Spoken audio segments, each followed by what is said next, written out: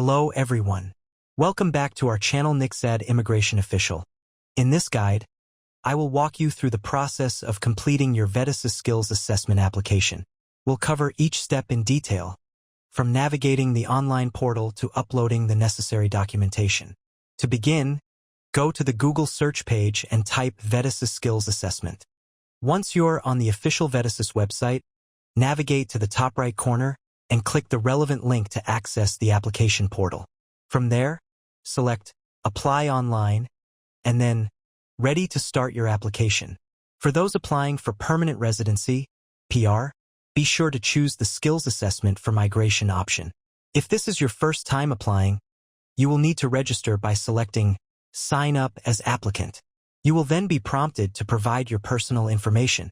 To save time, I have already pre-filled these general details, including my name, date of birth, and contact information. You will also need to enter the CAPTCHA and accept the privacy policy before clicking Register. Upon registration, you will receive a verification email. Open the email and click the link to verify your account. This will take you to the main application page. Once you are logged in, click Create a new application. If you are seeking a full skills assessment for migration, select Migration, followed by Skill Assessment, General Skilled Migration. After confirming your selection, click Submit to proceed. The next section requires you to fill out your personal information. One important detail to note is your country of current residency. The application process differs for offshore and onshore applicants. If you are applying from Australia, as I am, you will select Australia. If you are outside of Australia, such as in Pakistan, you would select your country of residence. The form will also ask for your citizenship and passport details. If you hold citizenship in more than one country, be sure to indicate that. The rest of the fields for contact details are straightforward. When asked if you are applying through an agent or representative, choose No if you are completing the application yourself.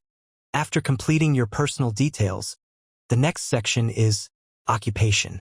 Select Full Skills Assessment as the assessment type. Choose General Skilled Migration as the visa type.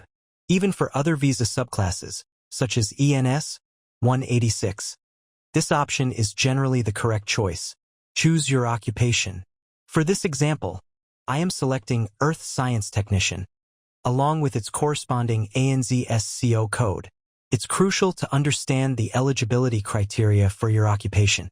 Generally, if your studies are in a highly relevant field, you will need at least 1 year of work experience within the last 5 years, with a minimum of 20 hours of work per week. If your qualification is not highly relevant, the required work experience increases to 2 years. The next section is for your education. You must provide comprehensive details about your primary and higher education. While you don't need to upload documents for primary schooling, you must provide all information for your tertiary education, such as your bachelor's or master's degree. Be sure to fill out the tertiary education section accurately, including your student registration number, the name of your qualification, your field of study, the awarding body, and the dates of your attendance. You'll also be asked about the normal entry requirements for your course, e.g., a high school diploma or equivalent, and whether your study was full-time or part-time. Next, you will move to the employment section, which is a critical part of the application. You can provide information for as many employers as you wish to claim points for, but for this example, I will use just one.